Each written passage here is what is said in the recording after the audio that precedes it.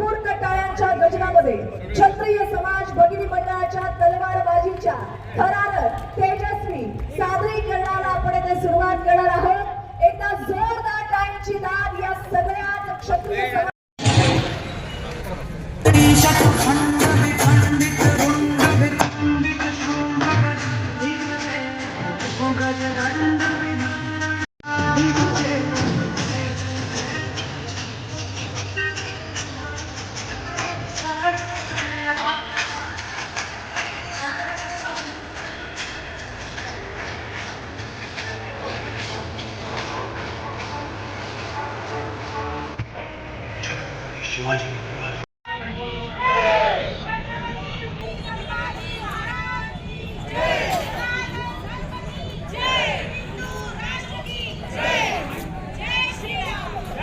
आपण सर्वांनी या ठिकाणी पाहिलं नाही तर प्रत्यक्षात अनुभवलं।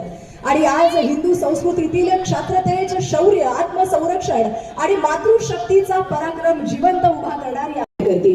तलवारबाजीच्या प्रत्येक फटक्यामध्ये शिवकालीन स्वाभिमान झळकवणाऱ्या या भगिनींचं विशेष कौतुक करते आणि या प्रात्यक्षिकाला प्रतिसाद देणाऱ्या या विराट हिंदू संमेलनासाठी स्वागत करते। आणि ज्यांना पाहण्यासाठी ज्यांना ऐकण्याची उत्सुकता आपल्या प्रत्येकाच्या मनात आहे असे आजच्या या विराट हिंदू संमेलनाला संबोधित कर यांचं सन्मानपूर्वक आजच्या या संमेलनासाठी मी स्वागत करते। याचबरोबर या निमित्तानं हिंदू राष्ट्र सेनेचे राष्ट्रीय अध्यक्ष सन्माननीय धनंजय भक्ती निर्माण होते आणि अशा या भगवान हनुमान चालीसाच्या पठणानं आजच्या या संमेलनाची सुरुवात आपण इथे करणार आहोत। आणि याची सुरुवात करण्यासाठी अर्थातच हनुमान चालीसा पठण करण्यासाठी या मंचावरती उपस्थित राहत आहेत शिवरत्न पाटील, संदीप खंडेलवाल, विष्णू जोशी, नितीनजी खंडेलवाल, धीरजजी गौड आणि संपूर्ण शेळगी सत्संग परिवार यांना मी विनंती करते आपण मंचावरती उपस्थित राहत आजच्या या संमेलनाची सुरुवात हनुमान चालीसा पठणानं या ठिकाणी करावी। जय श्रीराम। सगळ्यांना सकट म्हणत आहे हनुमान चालीसा आहे आणि एक गोष्ट आहे की हनुमान चालीसा मग कुठलेही भजन म्हणताना तर टाळीच्या माध्यमातूनच बोलायला पाहिजे।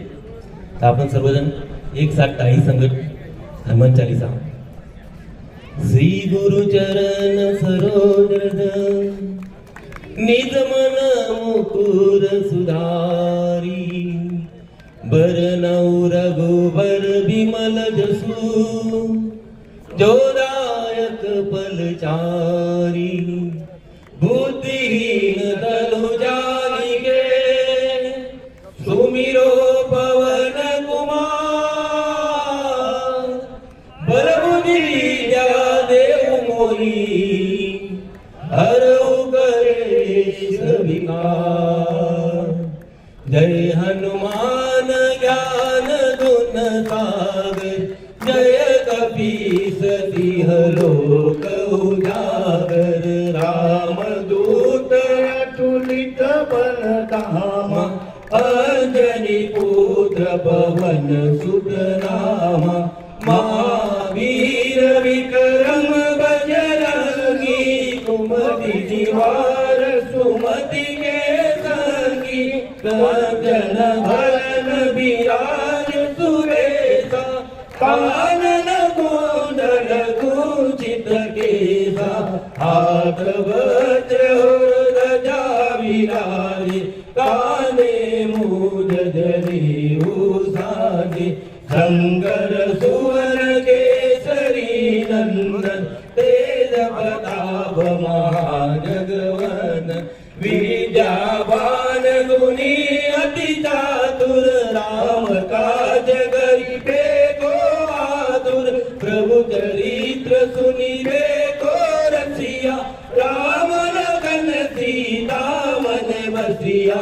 सूक्ष्म रूप धरि सिरहि दिखावा विकट रूप धरि रंग जरावा। भीम रूप धरि असुर सहारे रामचंद्र के काज सवारे। लाय संजीवन लखन जियाए श्री रघुवीर हर्ष उर लाए।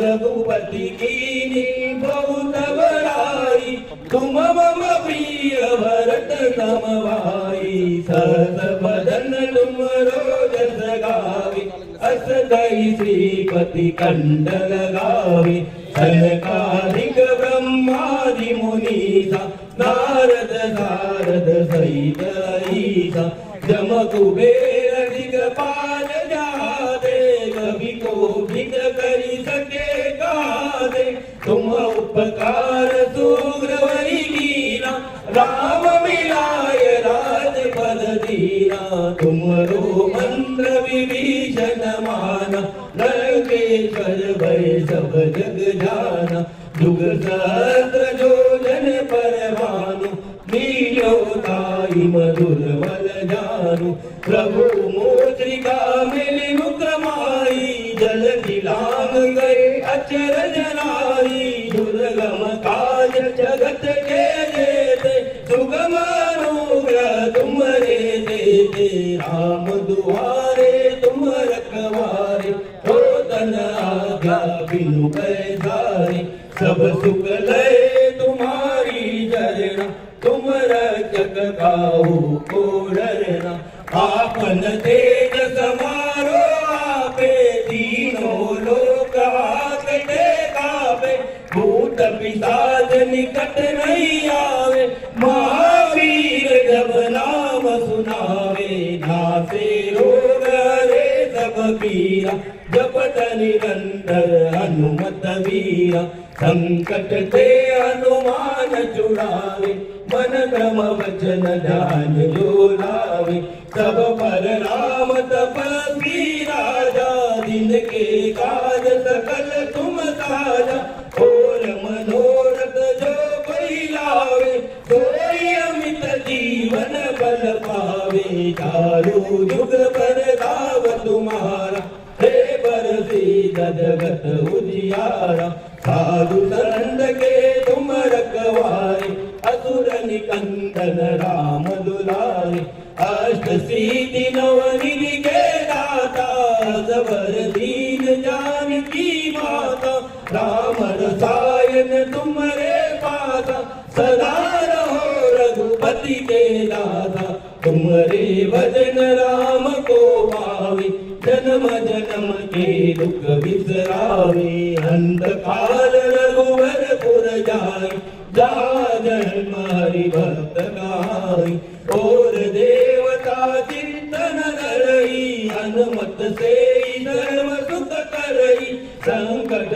कटे मिटे सब पीरा जो तुमिरे हनुमत बलवीरा जय जय जय हनुमान गोसाई कृपा करो गुरुदेव की नाई जो सत बार पाठ कर कोई छूटई बंदी महासुख होई जो यह बड़े हनुमान चालीसा होय सीधी साखी गौरी सा तुलसीदास सदा हरि चेरा कीजे नाथ हृदय मणिया कीजे नाथ हृदय मणिया भवन तनय संकट हरण मंगल मूर्ति हो राम लखन सीता सहित हृदय बसौ सुरभू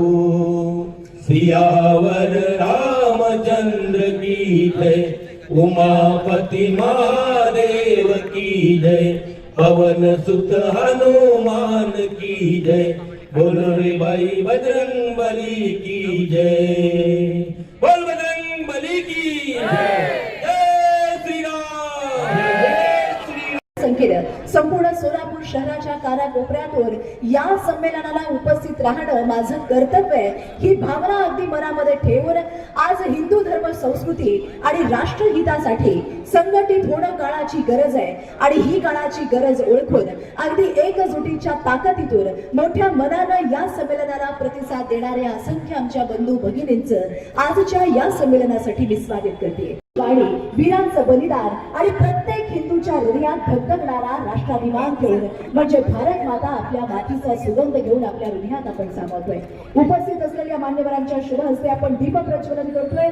एकदा जोरदार टाळ्यांच्या गजरामध्ये या कार्यक्रमाच्या उद्घाटनासाठी आपण इथे एकजुटीच्या ताकदीनं सदिच्छा देऊया.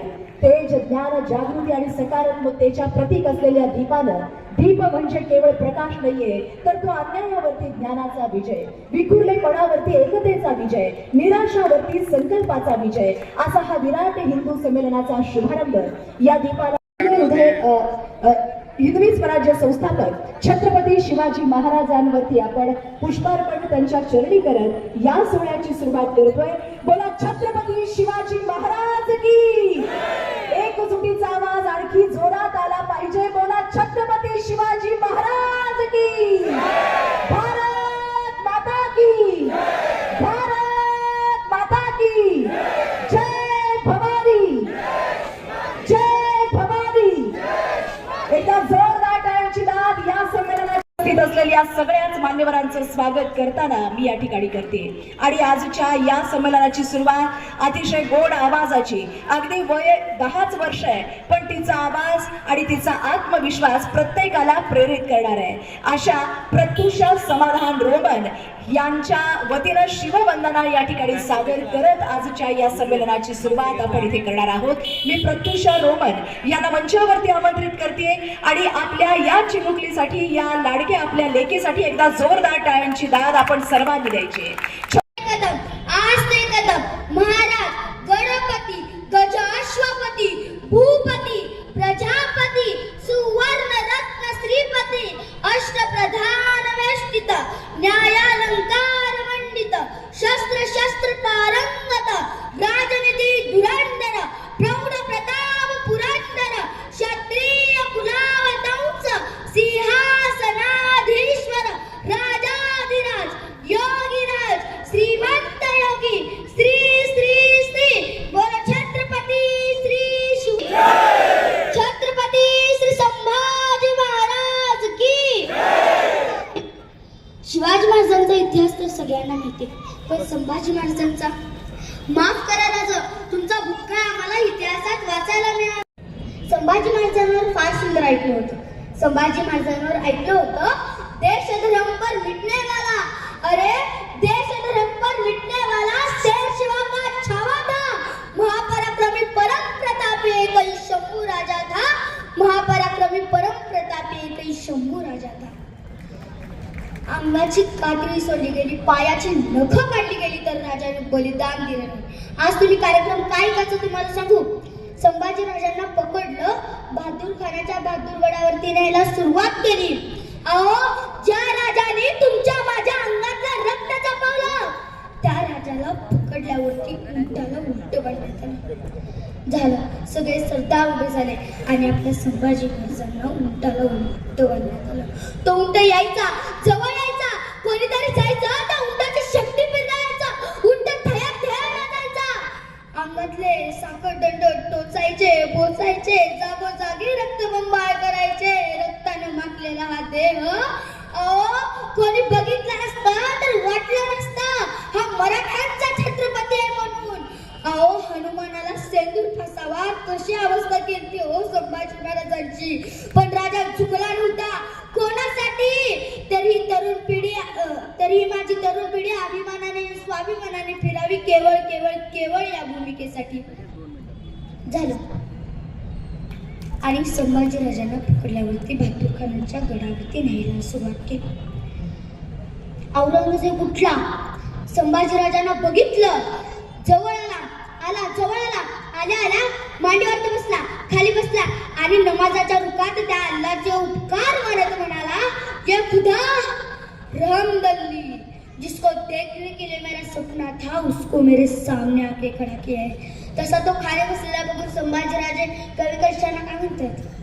कवी कलश संभाजी राजांचे मित्र कसा असावा? तो कवी कलशांसारखा असावा. बघा ना, कवी कलशांना दांबात बांधण्यात आले, संभाजी महाराजांना पण दांबात बांधले आणि संभाजी महाराज कवी कलशांना काय म्हणतायत? कवी कलश, कवी आहात आपण. मग या प्रसंगावर खाली बसला या प्रसंगावर सुचते का एखादी कविता? कवी कलशाला प्रश्न पडला, अरे मरणाचा प्रसंग आहे, पकडले महाराजांना, तरी म्हणते सुचते का कविता? राजा काय आहे? कवी कलश म्हणाले, हो हो राजन. मग राजा म्हणाले, म्हणा की एखादी कविता. तेव्हा कवी कलश म्हणाले, राजे तुम हो साजे क्या खूप लढाई हो जंग, देख के तुम्हारा तेज धकत त्याच्यात औरंग. औ राजे तुमचा लढा जंग, तुमचं ते शौर्य, तुमचं ते धैर्य, तुमचा ते पराक्रम बघून औरंगजेब स्वतःचं सिंहासन सोडून तुमच्या समोर येऊन गुडघे टेकून बसलाय. तसा औरंगजेबाला चुप चुप भाग चुप. आणि औरंगजेबाने संभाजी राजांना पहिला प्रश्न विचारला, बता शंभू मन मेरे कौन कौन से सरदार तुझमें शामिल थे? संभाजी राजा म्हणाले, अरे तख्तासाठी रक्तावून लढणारी जात नाही आमची. अरे बापाला सत्या मारणारा तू, आई भवानीच्याच होत्या आम्ही, सरसविता आमचं इमान. औरंग्या आम्ही घेत नाही असं, घेऊ स्वतःच्या तलवारीच्या पाटावरती. औरंग्या तलवारीच्या पाटावरती भाकऱ्या भाजतात मराठे, तुला भाजायला वेळ नाही लावणार. औरंग्याला कळायचं सुचायचं बंद झालं. तसेच औरंगजेबाने संभाजी राजांना दुसरा प्रश्न विचारला, बता शंभू मन स्वराज्य का खजिना किधर काय? संभाजी राजा म्हणाले, अरे औरंग्या हा हा सह्याद्री हा आमचा खजिना, तू घेतलास आमचा खजिना, आम्ही घेत नाही असं. हात वरून भीक घालतो मराठा तुमच्यासारख्यांना, घेत नाही असं, घेऊ स्वतःच्या बळावरती आणि स्वतःच्या सामर्थ्यावरती. औरंगजेब म्हणला, ए चुप चुप बहुत चुप, आपको सुनने के मूड में नहीं है, ले जाओ. आणि संभाजी राजांना त्या बहादूर खानाच्या गडावरती दाबाला थांबण्यात आलं. औरंगजेबानं पहिली शिक्षा सुनावली, ती म्हणजे संभाजी राजांचं डोळे काढायचं. हापशाले हातात लाल झालेल्या त्या लाल गुंज झालेल्या सळ्या घेऊन आल्या, जवळ जवळ आले.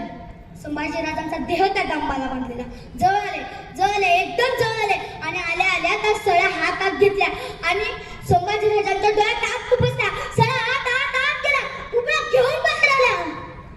काहीच उरलं नव्हतं, आता फक्त उरलं होतं कभी न कोपण्या, रक्ताचा स्तराव वाहत होता, पण राजा गप्प होता, राजा झुकला नव्हता. ते हापशी बाहेर आल्यावर औरंगजेबाने त्या हापशीला विचारलं, कुछ बताओ, कुछ गिड़गिड़ाओ. तसेच ते हापशी म्हणाले, ना कुछ वो बोलता है ना कुछ गिड़गिड़ाता है, खाली गाली दे रहा है, कुछ सुनने के वो दिमाग में नहीं है. झालं. आणि औरंगजेबानं दुसरी शिक्षा सुनावली, ती म्हणजे संभाजी राजांचं कान कापायचं. अहो या सह्याद्रीच्या राजाचं, अहो ज्या राजानं आयुष्यभर हर हर महादेवाची गर्जना ऐकत आली, जे कान आयुष्यभर ऐकत आले, जय भवानी, जय शिवाजी, जय जिजाऊ, ते कानच आता घेणार होते. हापशे आले, हातात लगलग तिरंगी तलवार घेऊन आले जवळ आल्या तलवार हातात घेतल्या आणि हातात घेतल्या तलवार वर केल्या आणि सपकिनी काढल्या. आपल्या संभाजी राजांचं कान खाली मातीमध्ये पडलं होतं. पण संभाजीराजे गप्प होते. संभाजीराजे एक शब्दही बोलत नव्हते, कारण आपल्याच लोकांनी फिरतुरीने पकडून दिले होते. झालं. आणि औरंगजेबाने तिसरी शिक्षा, ती म्हणजे संभाजीराजांची जीभ कापायची. अहो या राजाची, ज्यानं आयुष्यभर हर महादेवाची गर्जना दिली, जी जीभ आयुष्यभर राहिली, आऊ साहेब तुमचे पुत्र आहोत आपण, जी जीभ आयुष्यभर म्हणत राहिली, आबासाहेब मोहीम द्याब किंवा आबासाहेब तुमचा पुत्र आबासाहेब, जी जीभ आयुष्यभर म्हणत राहिली, हमीर मामा तुमचे भाच्या आहोत आम्ही, ती जीभच आता राहणार नव्हती. हापशाले हातात लागल्या त्यांनी तलवार घेऊन आले जवळ आले. पण संभाजीराजांनी जे तोंडाचे जे दात होते ते दात दाबून धरले होते, तोंड उघडायला तयार नव्हते. हापशीने तोंड उघडायचा प्रयत्न केला, संभाजीराजांचं तोंड उघडेना. हापशीने परत दाबण्याचा प्रयत्न केला, संभाजीराजांचं तोंड उघडेना. अरे कसं उघडेल, वाघाच्या जबड्यात घालून हात अगोदर ते दात, ही आमची अवकाश सांगणारा संभाजीराजा येतो, कसं उघडेल. हापशीने युक्ती काढली, संभाजी महाराजांचं नाक दाबून धरलं, श्वास गुदमरला आणि श्वास घेण्यासाठी तोंड उघडलं. तेव्हा तोंडाबरोबर जीभ बाहेर आली आणि जीभ बाहेर आल्या त्या हापशीने ती जीभ धरली, पकडी धरली, गच्च धरली आणि तलवार बाहेर काढली आणि सपकिनी वार केला. आपल्या संभाजीराजांची जीभ खाली पडली होती. ती सुद्धा तयार नव्हती संभाजीराजांपासून पोरगं व्हायला. झालं. आणि संभाजीराजांना त्याच अवस्थेत वटबुद्रुक तुळापूरला आणतात. तिथे औरंगजेबाने संभाजीराजांना शेवटची शिक्षा सुनावली. ती म्हणजे संभाजीराजांची गर्दन कलम करायची. अहो या सह्याद्रीच्या राजाची, ज्याच्याकडे बघितल्यावरती प्रजा डोळ्यात पाणी आणून सांगायची राजा कसा असावा, तर शिवाजी राजानंतर संभाजी राजासारखा असावा. त्या राजाची आता गर्दन कलम होणार होती. हापशी आले, हातात तलवार घेऊन आले, जवळ आले. संभाजी महाराजांचा देह त्या खांबाला बांधलेला. जवळ आले आणि आल्या ती तलवार हातात घेतली आणि बाहेर काढली आणि संपकीने वार केला. आपल्या संभाजीराजांची गर्दन खाली पडली. पण महाराजांची मान मात्र ताटत होती. महाराजांचा देह त्या खांबाला बांधून सांगत होता, महाराज झुकले असते, वाकले असते, ते आयुष्यारामात जगले असते. सोसलं कुणासाठी? तुमच्या आणि माझ्यासाठी. कोणासाठी स्वतःचं बलिदान दिलंय? राजांची मान जेव्हा ताट होती तेव्हा राजे म्हणत होते, मी जर चुकलो असतो, वाकलो असतो, तर आयुष्यारामात जगलो असतो. पण मी सोसलं, तुमच्यासाठी सोसलं. कारण मी जर मान खाली घालून शरणागती पत्करली तर माझा एक मावळा उद्या मान खाली घालून जगेल. पण मी आज स्वाभिमानाने मरतोय, उद्या माझी तरुण पिढी अभिमानाने स्वाभिमानानेच फिरेल. केवळ या भूमिकेसाठी. धन्यवाद. जय भवानी, जय भवानी. धन्यवाद. मला स्टेजवरती बोलण्याची संधी दिली त्याबद्दल मी स्टेजचे भरपूर आभार मानते. अतिशय सुंदर अशी ही आपली कन्या. तिच्यासाठी खरंच एकदा जोरदार टाळ्यांची दाद नक्कीच झाली पाहिजे. छत्रपतींचा हा धगधगता असा इतिहास, अगदी प्रत्येकाच्या अंगावर शहार आणि रोमांच निर्माण करणारे त्याची ही वक्तृत्व शैली.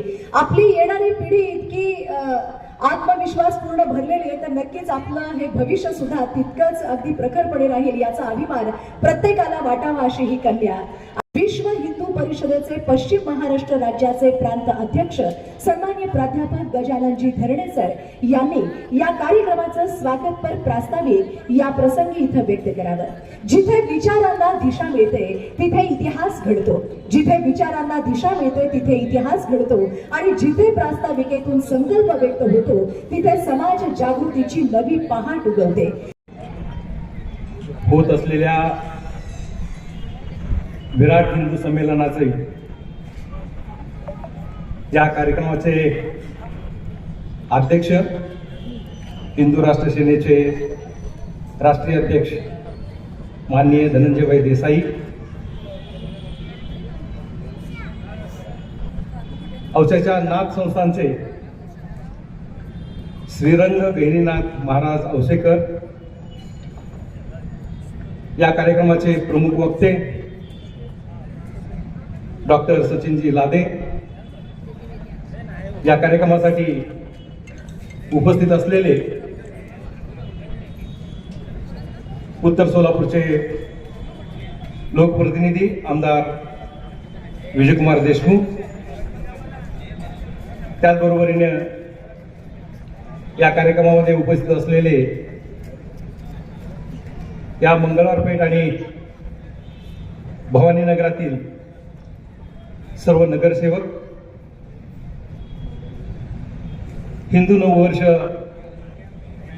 समितीचे अध्यक्ष माननीय बंगजी, उपस्थित असलेले सर्व हिंदू बंधू आणि भगिनींनो, विराट हिंदू संमेलन कशासाठी हे एका मुलीने आज आपल्याला सांगितलेलं आहे. त्यामुळे मी जास्त वेळ नाही घेता खरं तर अशी संमेलनं काय घ्यायची.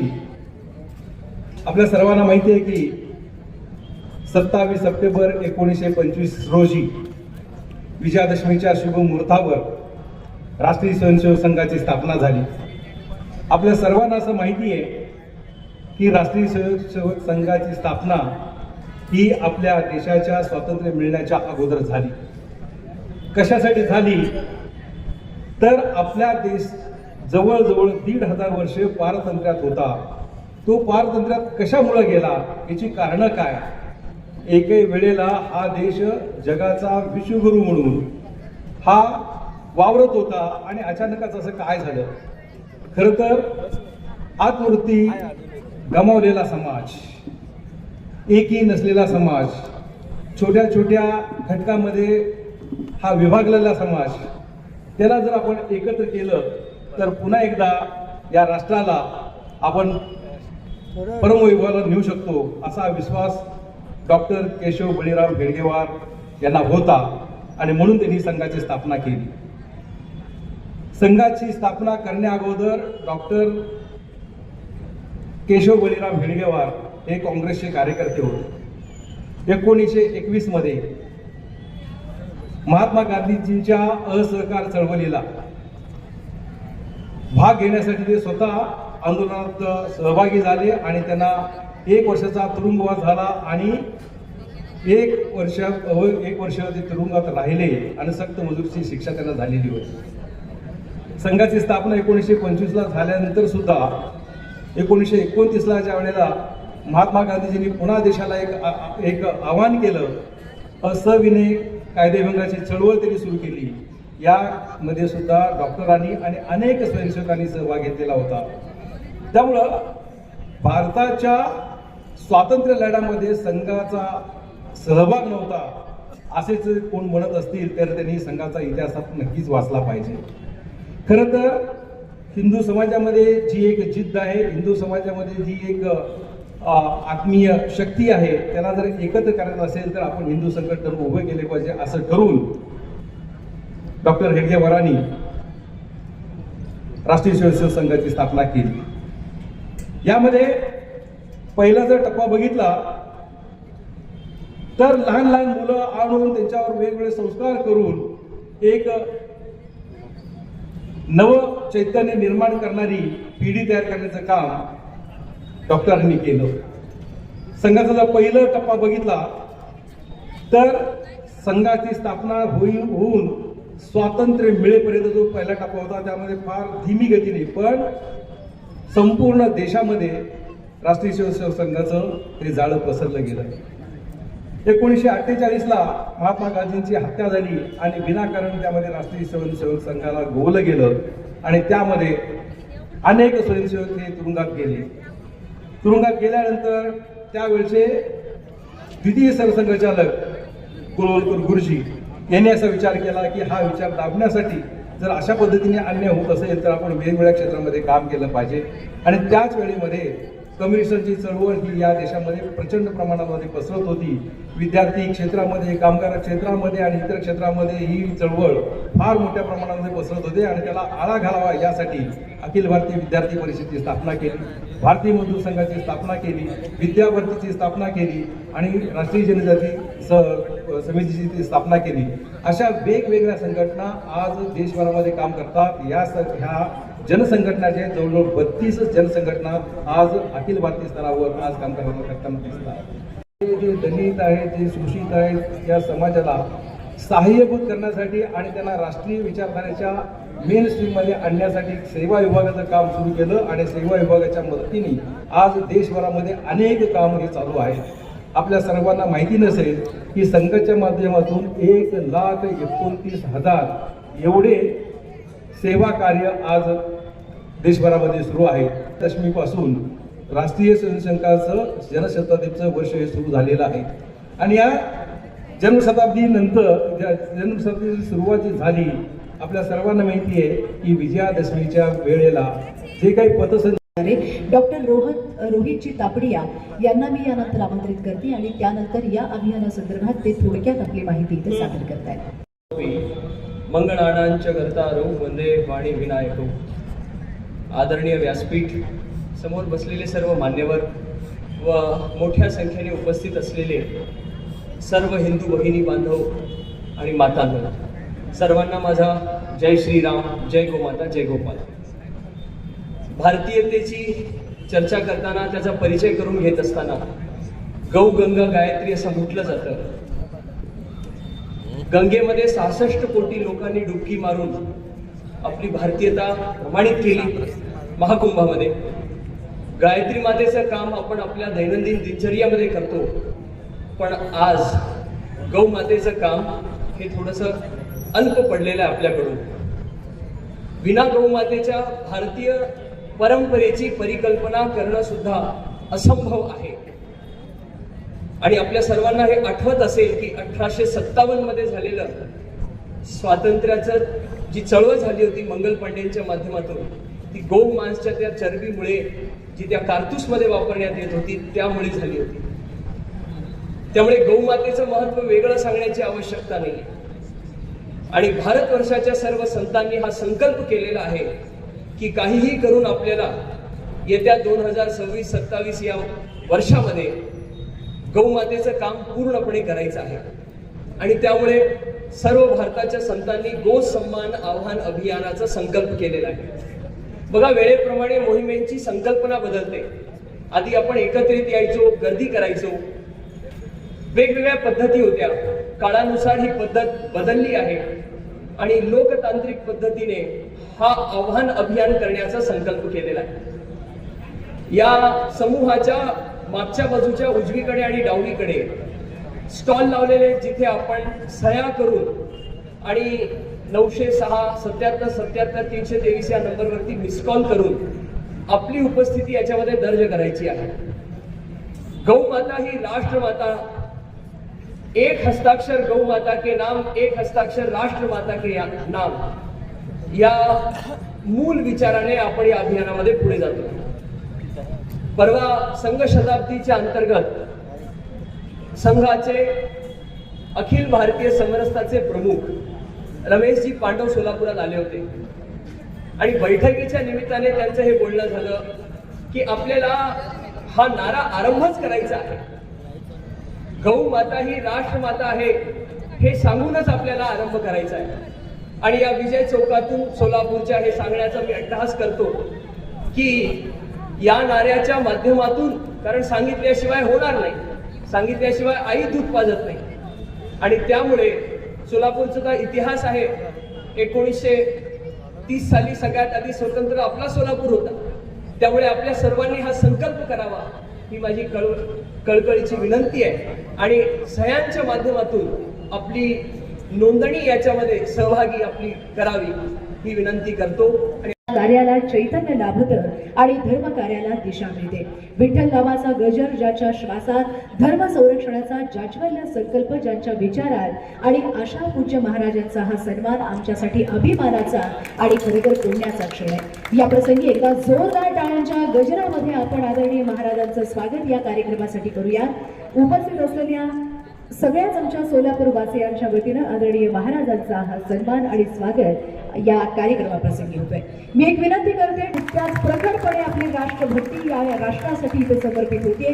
त्यामुळे अगदी मनात हिंदू राष्ट्र सेनेचे राष्ट्रीय अध्यक्ष सन्माननीय धनंजय भाई जयराज देसाई यांच्यासाठी जोरदार टाळ्यांची दाद आपण या ठिकाणी देणार आहोत.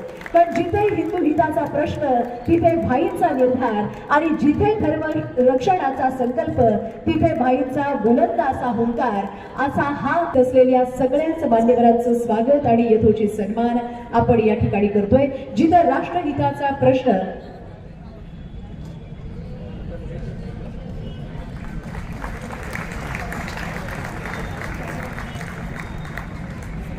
आदरणीय डॉक्टर सचिनजी लादे यांचं आणि यानंतर एक वैयक्तिक गीत इथं सादर होते आणि हे गीत सादर करण्यासाठी मी सुरेंद्र दासरे यांना इथं आमंत्रित करते. सुरेंद्रजी विराट हिंदू संमेलनाच्या निमित्तानं व्यासपीठावर उपस्थित असणारे, ज्यांचं आशीर्वचन आपल्याला लाभणार आहे असे श्रीनाथ संस्थान औस्याचे हरिभक्तीपरायण श्रीरंग गैनीनाथ औसेकर महाराज, ज्यांना ऐकण्यासाठी तुमच्या बरोबरीनं मी देखील उत्सुक आहे, असे हिंदू राष्ट्र सेनेचे राष्ट्रीय अध्यक्ष धनंजयभाई देसाई, त्याचबरोबर या समारंभासाठी उपस्थित असणारे व्यासपीठासमोरील अन्य मान्यवर आणि हिंदू बंधू आणि भगिनींनो, हिंदू राष्ट्र सेनेचे राष्ट्रीय अध्यक्ष व्यासपीठावर उपस्थित आहेत. त्यांच्या संघटनेचा हेतू काय असावा हे त्यांच्या संघटनेच्या नावामध्येच आहे.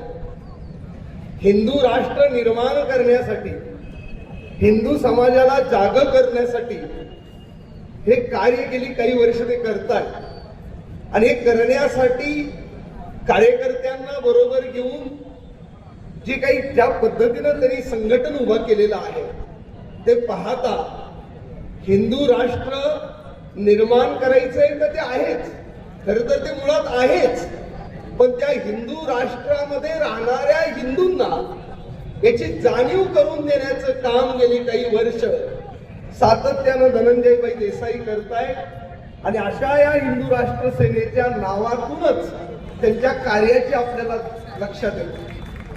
खरं तर हिंदुत्वासाठी हिंदूंसाठी अनेक संघटना कार्यरत आहेत, अनेक संघटनांनी काम केलं. खरं तर देशाच्या स्वातंत्र्याच्या आंदोलनामध्ये देखील अशा पद्धतीने हिंदू समाजाला संघटित करण्याचा प्रयत्न काही जणांनी केला. आता खरं तर हा देश पारतंत्र्यात होता आणि पारतंत्र्यातला हा देश स्वतंत्र व्हावा यासाठी एकीकडे स्वातंत्र्याचं आंदोलन चाललेलं होतं, दुसऱ्या बाजूला समाज सुधारकांचं समाज सुधारणेची चळवळ चाललेली होती आणि अशा या प्रसंगामध्ये अशा या घाईगडबडीमध्ये एक प्रकारे हिंदू समाजाचं संघटन व्हावं असा विचार मांडणारी काही मंडळी देखील होऊन गेली. खरं तर का वर हिंदू समाजाचं संघटन करावं त्या काळात वाटलं, आज तर वाटतच आहे, पण त्या काळात का वाटलं हे समजून घेण्यासाठी थोडा इतिहास लक्षात घेतला तर असं लक्षात येतं की 1905 साली या देशामध्ये बंगालची फाळणी झाली. खरं तर बंगालची फाळणी ही हिंदू बहुल आणि मुस्लिम बहुल भागाला राजकीय व्यवस्था वेगळी करण्यासाठी दिली गेली असं वरवर दिसत असलं तरी यामागे फोडा आणि राज्य करा इंग्रजांची नीती होती आणि या 1905च्या बंगालच्या फाळणीमध्ये इथल्या मुस्लिम समुदायाच्या मनामध्ये एक भावना जागृत झाली.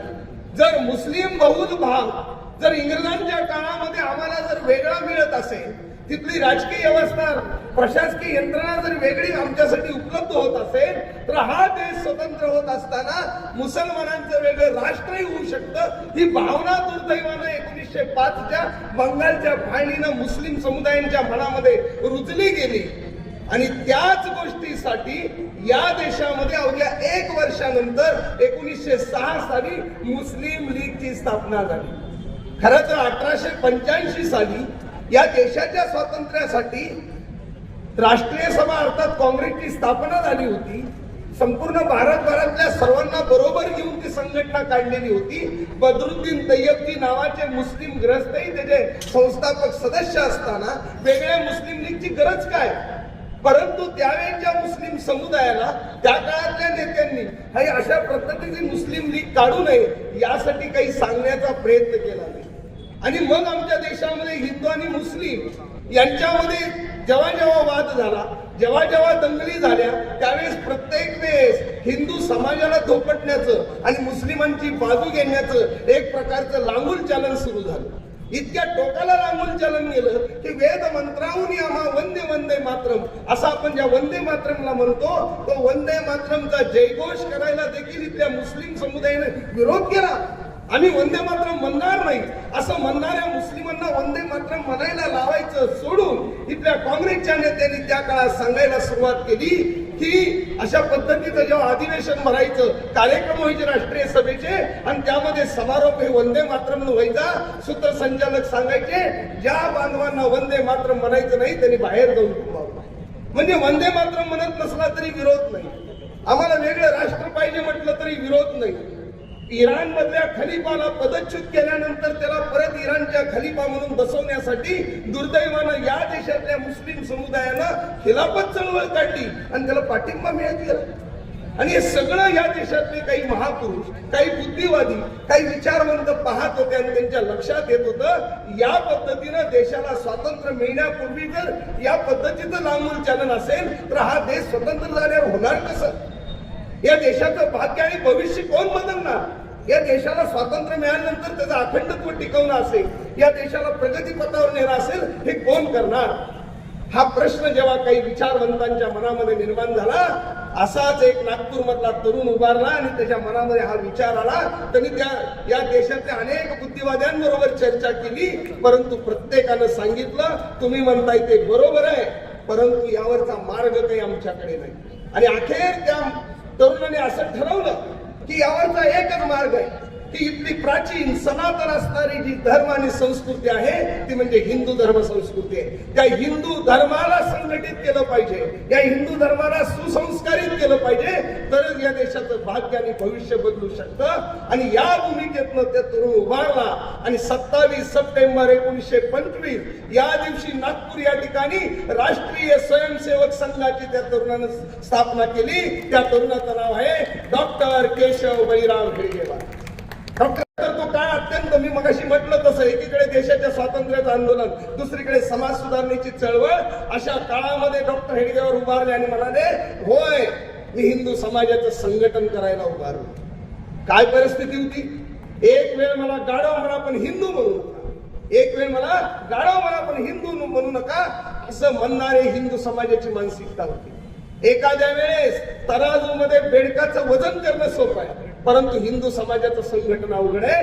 अशा परिस्थितीमध्ये डॉक्टर हेडगेवारांनी उच्चारवाने सांगितलं होय मी हिंदू समाजाचं संघटन करायला निघालो. आणि या घटनेला या वर्षी 100 वर्ष पूर्ण झाली. खरं तर इथं बसलेल्यामध्ये काही जणांच्या मनामध्ये हा प्रश्न येऊ शकतो की गेल्या 100 वर्षात संघानं नेमकं काय केलं, हा प्रश्न येऊ शकतो. खरं तर संघानं काय केलं हे समजण्यासाठी मी म्हणेन 1925 साली एक वेळ मला गाढव म्हणा पण हिंदू म्हणू नका असं म्हणणारा हिंदू समाज 100 वर्षानंतर म्हणतो गर्व से कहो हम हिंदू है. हा जो 100 वर्षातला हिंदू समाजातला जो अस्मितेचा भाव निर्माण करायचं काम राष्ट्रीय स्वयंसेवक संघाने केलं. खरं तर वेळ खूप झाल्यामुळं हा विषय खरं तर 1 तासभराचा आहे.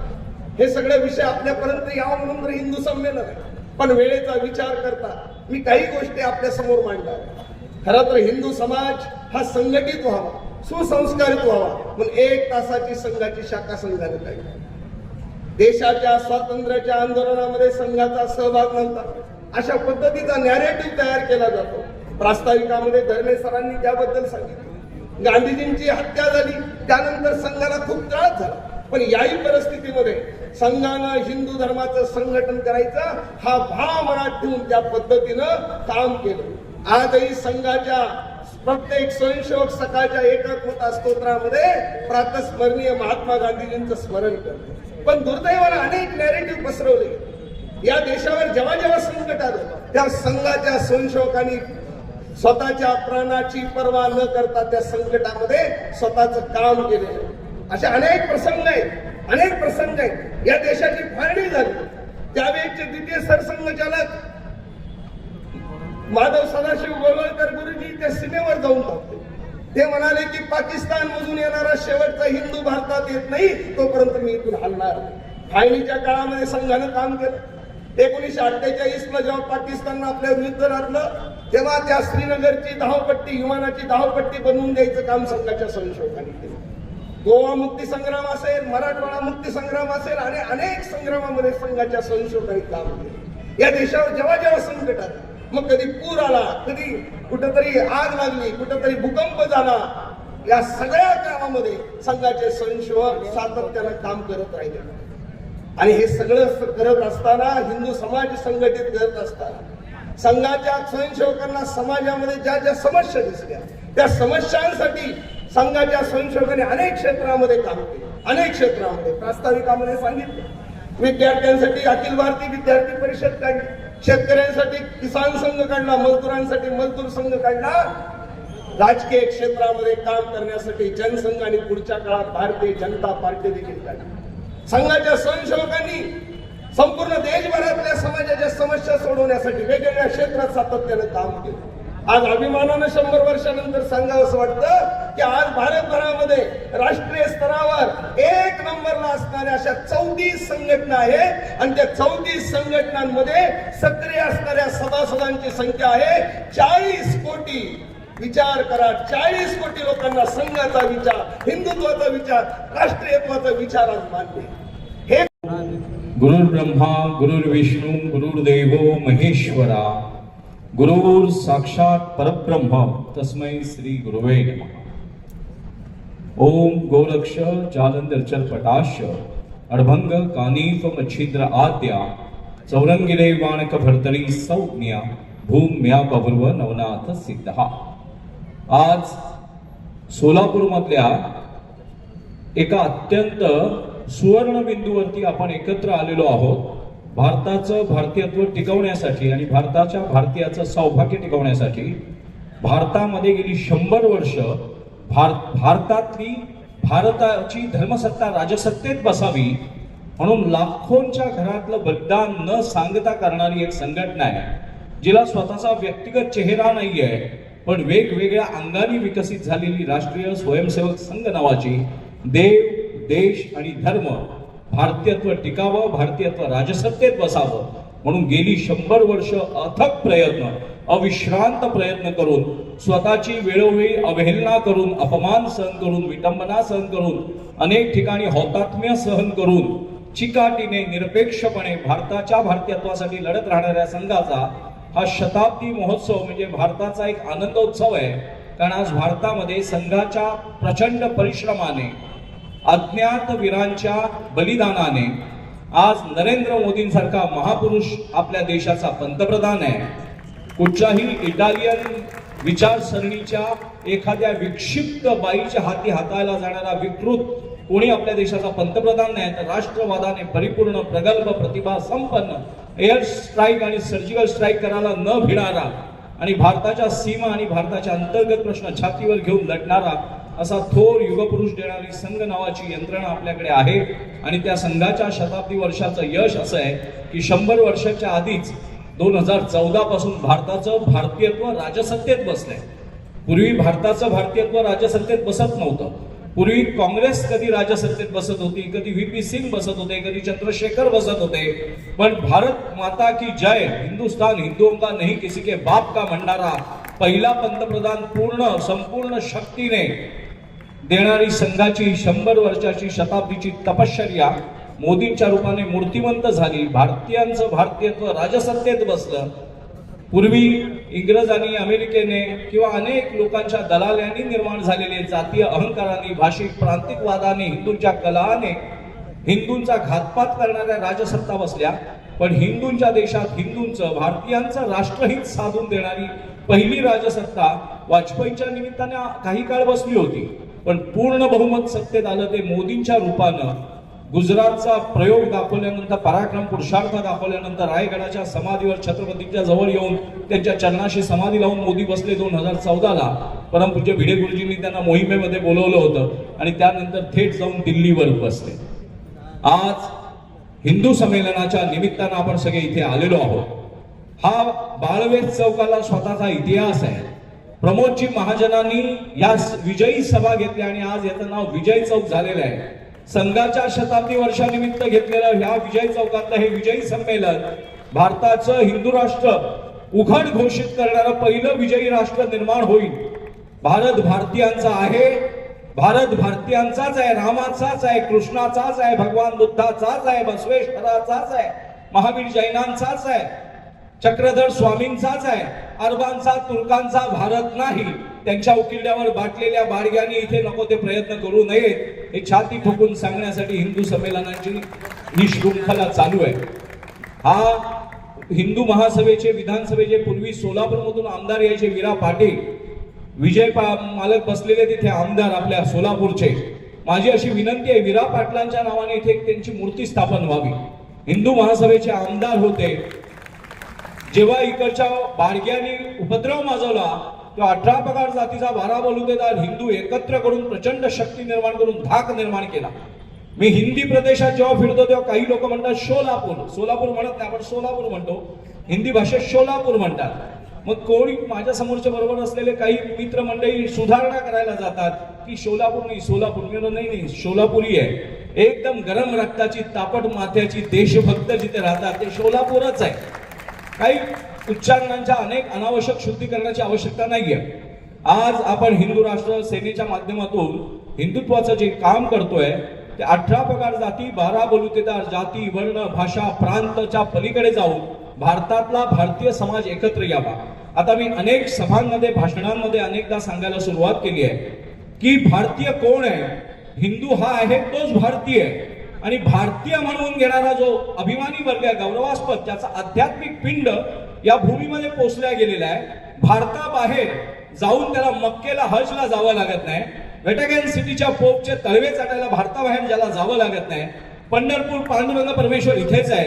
बसवण्णाची सर्व लिंग गळ्यात घालून फिरणारा शैव वीरशैव बौद्ध जैन महानुभाव वारकरी शीख हे सगळे भारतीय आहेत. स्वातंत्र्यवीर सावरकर सांगायचे सिंधू नदीपासून सिंधू सागरापर्यंत या भारत भूमीला केवळ मातृभूमी पितृभूमी नाही तर जो पुण्यभूमी म्हणतो तो हिंदू. ज्याची पुण्यभूमी भारताबाहेर आहे तो हिंदू नाही आणि जो हिंदू नाही तो भारतीय नाही. भारतात राहणं वेगळं. दाऊद इब्राहिम कासकर पण भारतात राहत होता. भारतात जन्माला आला होता.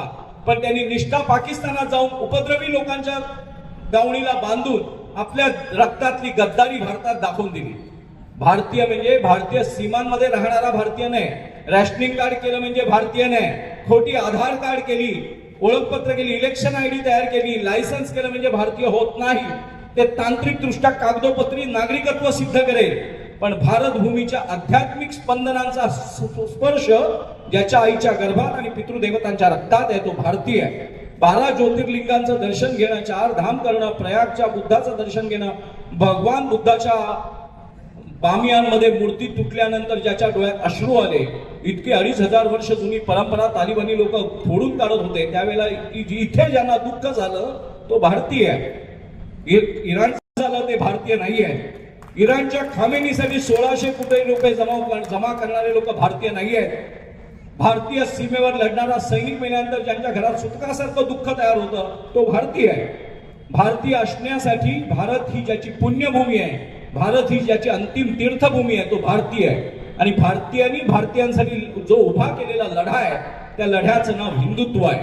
त्या लढ्याचं नाव राष्ट्रीय स्वयंसेवक संघ आहे. त्या लढ्याचं राजकीय नाव भारतीय जनता पक्ष आहे. मी सगळ्यांना सांगतो की राजकारणाच्या पलीकडचं हिंदुत्व. मग मी भाजप विषयी का बोलतो कारण राजकारणाच्या पलीकडे जाऊन हिंदुत्वाचं उजळ माथ्याने छाती ठोकून राजसत्तेत शिवलिंगावर राजसत्तेत बसलेला पंतप्रधान पहिल्यांदा गेला काशी विश्वनाथाचा अभिषेक केला. राम मंदिराचा प्रश्न सोडून अयोध्येच्या प्राण प्रतिष्ठापनेला भारताचा पंतप्रधान उपस्थित होता. धर्मनिरपेक्षतेच्या नपुंसक गप्पा मारत भारतीयत्वाचा अपमान करणारा पंतप्रधान आम्हाला नको आहे.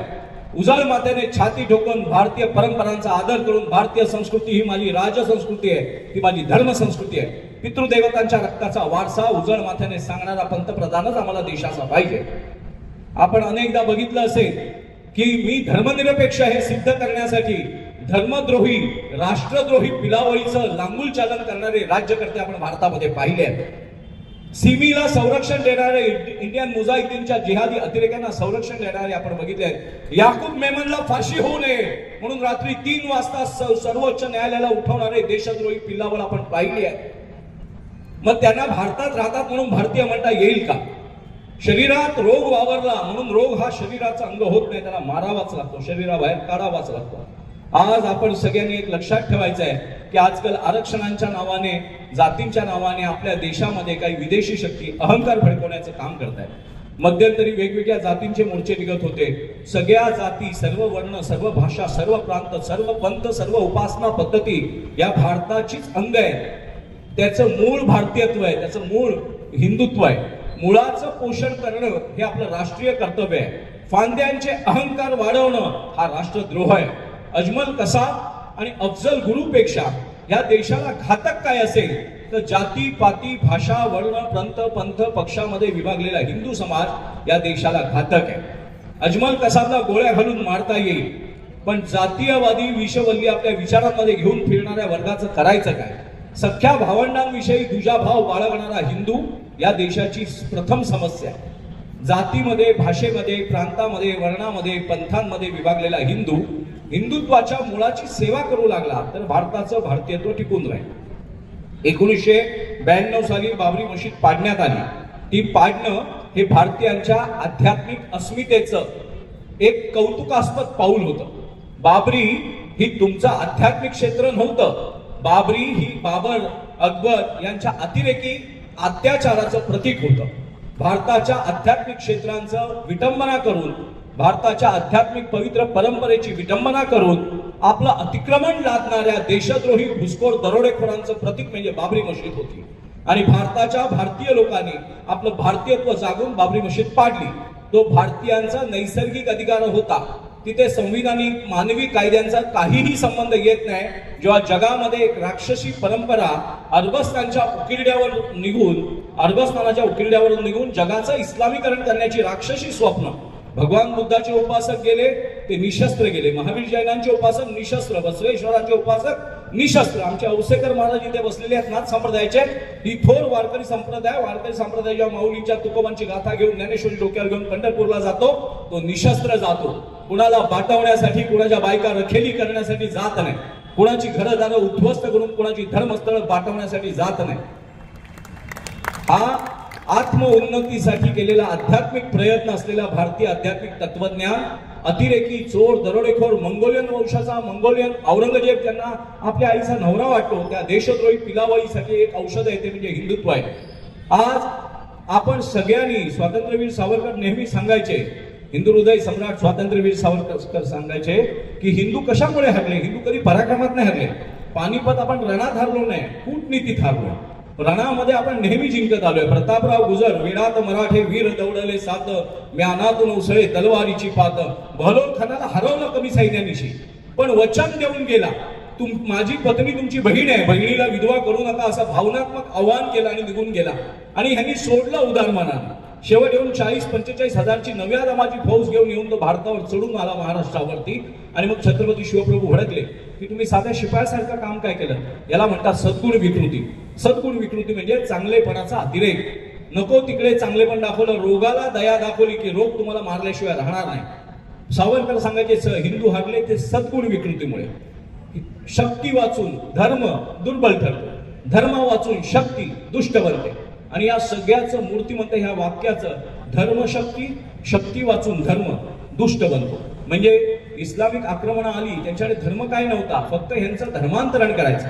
अरबस्थानातून आलेला हा विकृतीचा विचार भारताचं, जगाचं, इंडोनेशिया इस्लामिक सगळ्यात मोठा देश आहे. 20-25 कोटी मुस्लिम लोकसंख्या इंडोनेशियात राहते. पण त्या इंडोनेशियाच्या नोटांवरती गणेशाचं चित्र आहे. त्यांचे राष्ट्रीय ग्रंथ रामायण आणि महाभारत आहे. पाकिस्तानचा बाटलेला कारण या देशात राहिलेले अरबस्थानातले सुद्धा बाटलेले आहेत. भारतातले सिंध पंजाबमध्ये सुद्धा बाडगेच आहेत. त्या बाडग्यांच्या पाकिस्तानच्या पंतप्रधान एकदा त्यांच्या गृहमंत्र्याला विचारलं की इंडोनेशिया इस्लामिक राष्ट्र आहे, मग तुम्ही हे रामायण आणि महाभारत का शिकवता? ते बोले या जगात शिकवण्यासारखं काय असेल आणि घडवण्यासारखं काय असेल तर रामायण आणि महाभारतच आहे. आम्ही धर्माने बाटलोय, विचाराने बाटलो नाही. रामाचाच रक्त आमच्या धमन्यांमध्ये आहे. इंडोनेशियन सगळे मुसलमान पूर्वीचे हिंदू आहेत. आम्ही रामाचे वंशज स्वतःला मानतो. आणि आमच्या पुढच्या पिढ्यांना जर या जगात आदर्श म्हणून काय द्यायचं असेल तर रामायण आणि महाभारताशिवाय या जगात दुसरा ग्रंथ नाही. हे इंडोनेशियाच्या गृहमंत्र्यांनी पाकिस्तानच्या बारग्या पंतप्रधानाला सांगितलेलं आहे. तो व्यापाराच्या निमित्तानं आलेल्या अरबी तुर्कांनी आम्हाला बाटवलं, पण त्या बाटल्यानंतर सुद्धा आमची मुळं आम्ही शोधून काढली. ती मुळं आमची रामायणात आणि महाभारतात आहेत. आमच्या आईच्या गर्भाच्या शुद्धीचा विचार रामायणात आहे, महाभारतात आहे. आमच्या पितृदेवतांच्या रक्ताचा विचार रामायणात आहे, महाभारतात आहे. हे इंडोनेशिया जगातलं सगळ्यात मुस्लिम राष्ट्र असलेल्या इंडोनेशियाच्या गृहमंत्रालयाला कळतं. आणि इथे अरबांच्या भीतीने गळ्यावरच्या सूर्या खालती घेऊन सुनता करणाऱ्या बाडग्यांना कळत नाही. हे दुर्दैव आहे. तुम्ही जर डीएनए चेक केलात ना तर अरबांचा निघणार नाही, तुर्कांचा निघणार नाही. फार फार तर तो भित्रा निघेल डीएनए. पण त्या डीएनए मध्ये मेमरीज निघतील, त्या भारतीयांच्या निघतील. सलीम वास्तिक नावाचे उत्तर प्रदेश मधले एक्स मुस्लिम आहेत, सलीम वास्तिक. त्यांच्यावर आता मध्यंतरी रमजान चालू असताना गळ्यावरती हल्ला झाला, मारून टाकण्याचा प्रयत्न केला. आणि गोरक्षनाथ पीठाचा अधिकारी असलेला उत्तर प्रदेशचा योगी पुरुष मुख्यमंत्री योगी आदित्यनाथांनी 2 दिवसात त्या सगळ्या देशद्रोही जिहाद्यांना 72 हुरांकडे पाठवून दिला, एन्काउंटर केले. तो सलीम वास्तिक सांगतो की मैंने जब खंगाला मेरे पुरखों की जमीन को तो सारा निकला रामायण और महाभारत.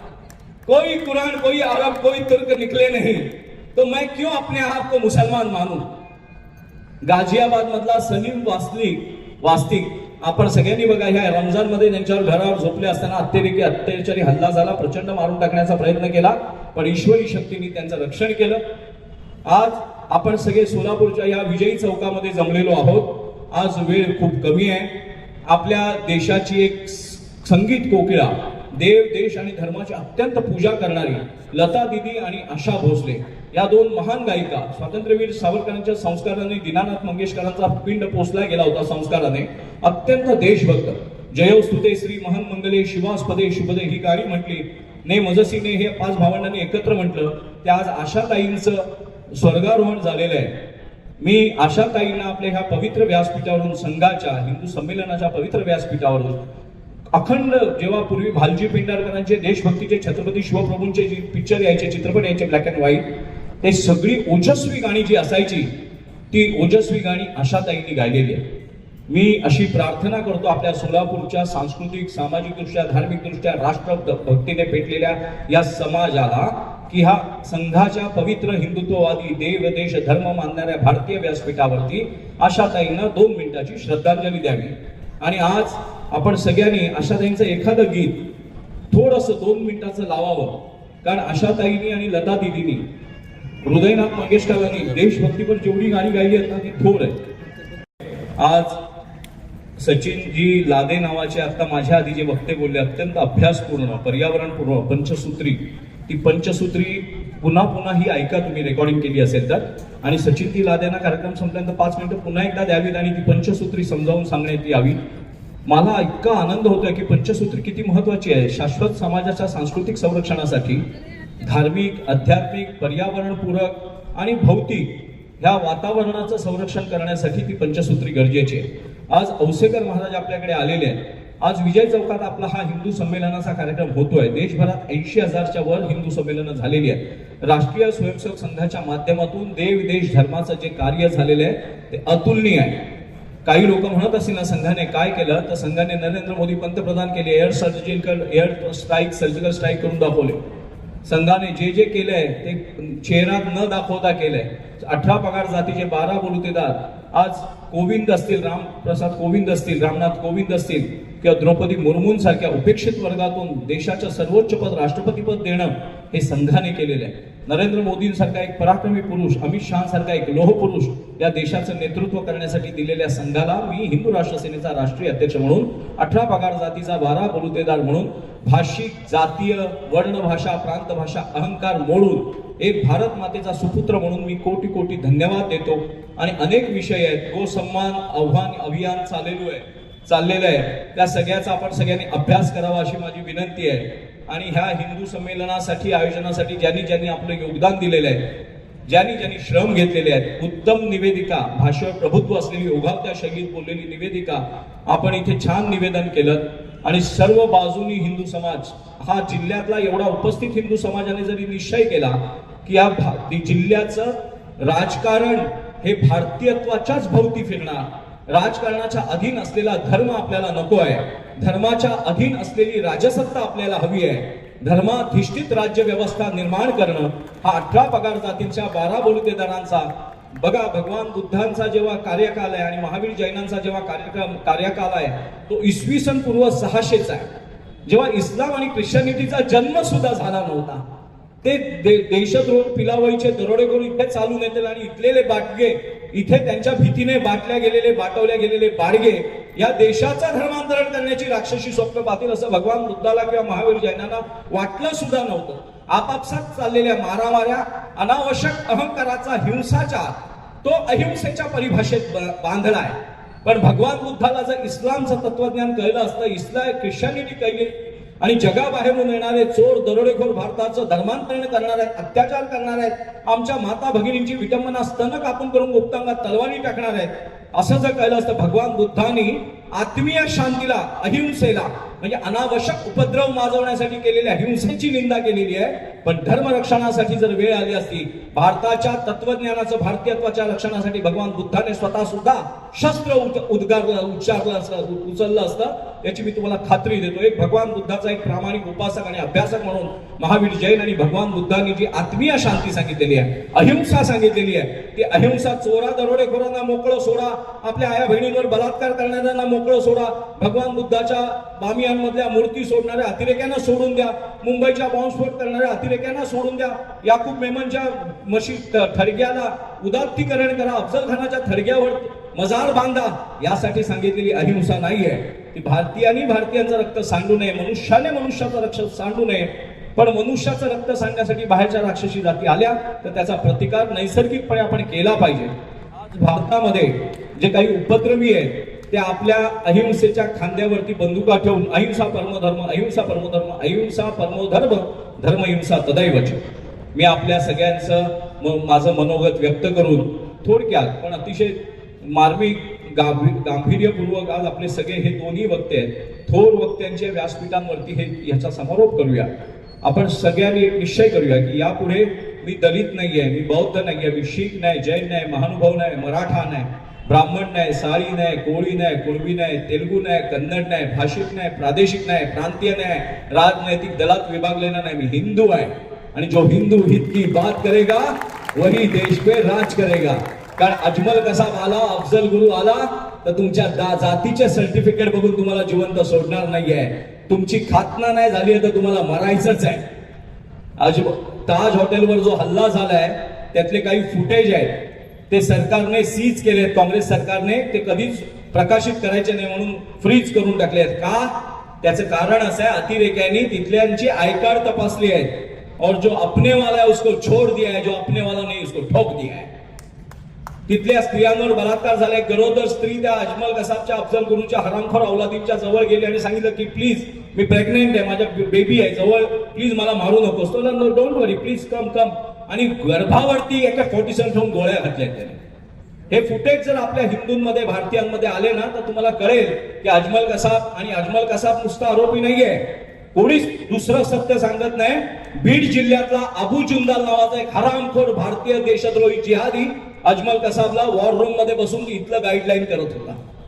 म्हणून भारतात जन्माला आलेला भारतीय नाही, भारताला आपली पुण्यभूमी मानणारा तेवढाच भारतीय. भारत माता की, छत्रपती श्री शिवाजी महाराज की, पते पार्वते पते हर हर. आपला हा देश या विषयावरती अतिशय सुंदर असं प्रबोधन आदरणीय भाईंनी या ठिकाणी केलं. खरं तर त्यांचं प्रबोधन संपूच नाही असं वाटत होतं. भाईंनी खरं तर कमीच वेळ घेतलेला आहे. आणखी आम्हाला ऐकावं अशी इच्छा प्रत्येकाच्या मनात होती, पण तरीही थोडक्या वेळामध्ये अतिशय प्रभावी असं प्रबोधन आदरणीय भाईंनी केलं. एकदा भाईंसाठी जोरदार टाळ्यांची दाद आपण पुन्हा एकदा देऊया. त्यांनी दिलेला संदेश, त्यांनी घालून दिलेला आदर्श आपण नक्कीच आपल्या मनामध्ये आणि आपल्या जीवनामध्ये आचरणात आणूया.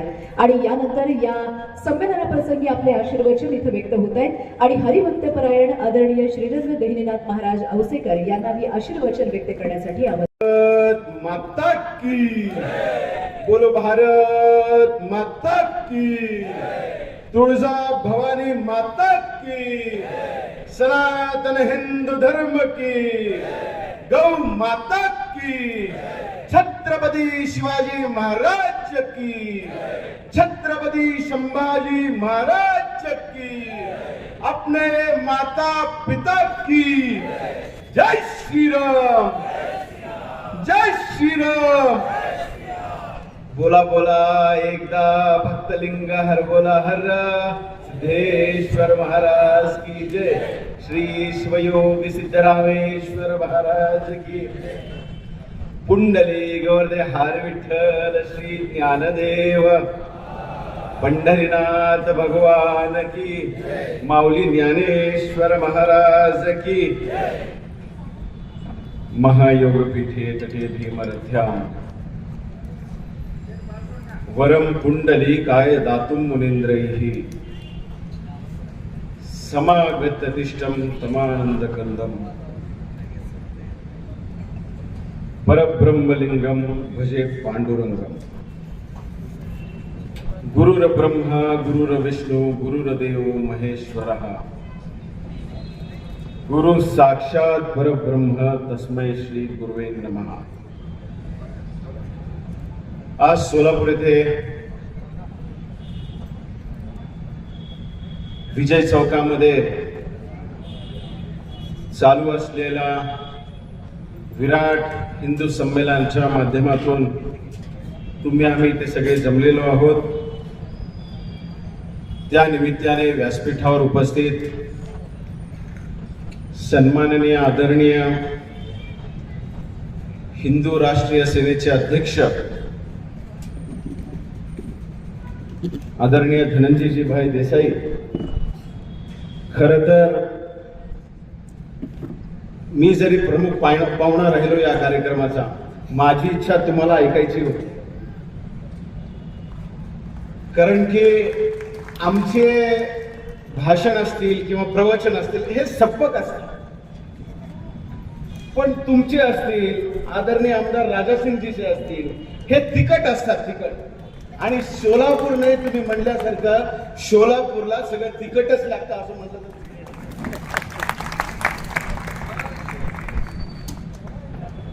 पंचपरिवर्तनाचे एवढी सुंदर मांडणी केलेली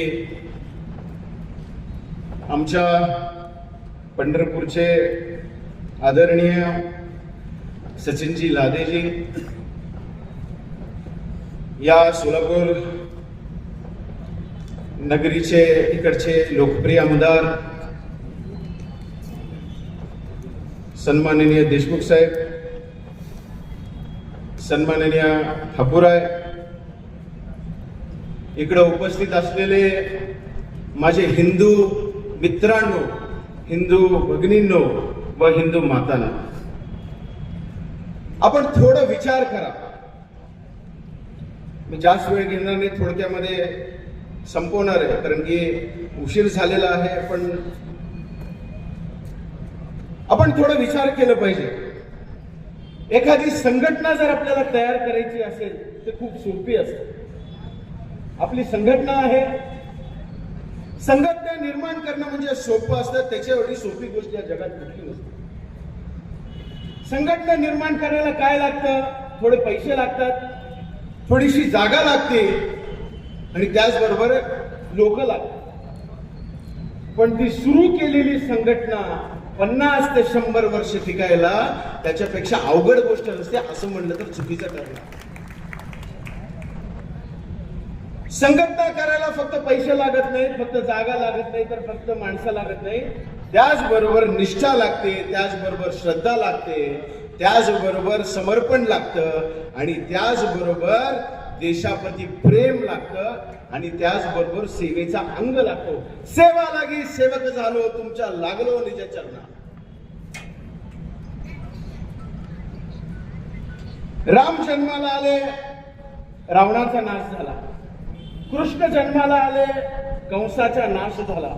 छत्रपती शिवाजी महाराज जन्माला आले, दुर्बळावर होणाऱ्या अत्याचाराचा नाश झाला. आदरणीय प्रातस्मरणीय डॉक्टर हेडगेवारांचा जन्म झाला, ते म्हणजे प्रत्येक हिंदूंचा रक्षण करण्यासाठी जन्म झाला. हे आपल्याला विसरून चालणार नाही महाराज. तुकोबारा असं म्हणतात देसाईजी, आपोलिय हिता जो असे जागता, धन्य माता पिता तयाच्या, कुळी कन्या पुत्र होती जे सात्विक, तयाचा हरिक वाटे देव. देवाला सुद्धा त्याचा हेवा वाटला पाहिजे की माझ्या हाताने एवढा सात्विक मुलगा या भूतलावर जन्माला आला. मुलं तर जन्माला येतात, पण सात्विक मुलगा जन्माला येणं खूप अवघड आहे. आणि त्याचबरोबर आपण पाहिलं तर आपलं हित कशात आहे हे आपण बघितलं पाहिजे. नागपूरच्या एका छोट्याशा मैदानामध्ये एका शाखेच्या माध्यमातून त्यांनी संघाची सुरुवात केली आणि आज ते संघाचे 100 वर्ष पूर्ण होत आहेत. राज्यात नाही तर पूर्ण देशामध्ये याचं वटवृक्ष झालेलं आहे. वटवृक्ष हे कशासाठी केलं आपण याचा विचार केला पाहिजे. त्यांनी आपल्या रक्ताचं पाणी केलं, कशासाठी केलं हे आपण विचार केला पाहिजे महाराज. त्याचं कारण एकच आहे, या देशामध्ये राहणाऱ्या प्रत्येक हिंदूचं रक्षण व्हावं आणि त्याचं उन्नती व्हावी, त्याच्यासाठीच केलेलं. आपण थोडा विचार करा. तुम्ही आम्ही संघटना निर्माण करतो, पण त्या संघटनेचा फायदा आपण स्वतः घेतो. त्या संघटनेचा फायदा आपण आपल्या पाहुण्या रावणांना देतो. त्या संघटनेचा फायदा आपण आपल्या जातीच्या लोकांना देतो. पण एक जगामध्ये एक माणूस काय परिवर्तन घडवू शकतं याचं ज्वलंत उदाहरण म्हणजे राष्ट्रीय स्वयंसेवक संघ आहे असं म्हणलं तर चुकीचं ठरणार नाही महाराज. माणसाने विचार केला पाहिजे, आपली विचार प्रणाली मजबूत ठेवली पाहिजे महाराज. देशाचा विचार नंतर करू, गावचा विचार नंतर करू, गल्लीचा विचार नंतर करू, पण आपण आपल्या घरचा विचार केला पाहिजे. आपलं जर घर सुरक्षित राहिलं तर आपल्या घरातले सुरक्षित राहतील महाराज. पण तो विचार दुसऱ्यांवर विसंबून चालणार नाही. तो स्वबळाचा विचार पाहिजे. आपण स्वतः तिथं उभा राहिलं पाहिजे. आपण भाषण देतो, व्याख्यान करतो, कीर्तन करतो, प्रवचन करतो. आज गाय वाचवा म्हणून व्याख्यान देणं वेगळं, पण गाय वाचवण्यासाठी त्या जागेवर जाऊन गाय वाचवणं वेगळं. एक छोटासा प्रसंग सांगतो. माझे पणजोबा समर्थ सच्चिदानंद सद्गुरू दासवीरनाथ महाराज, त्याने एका ब्राह्मणाला गाय दान दिली.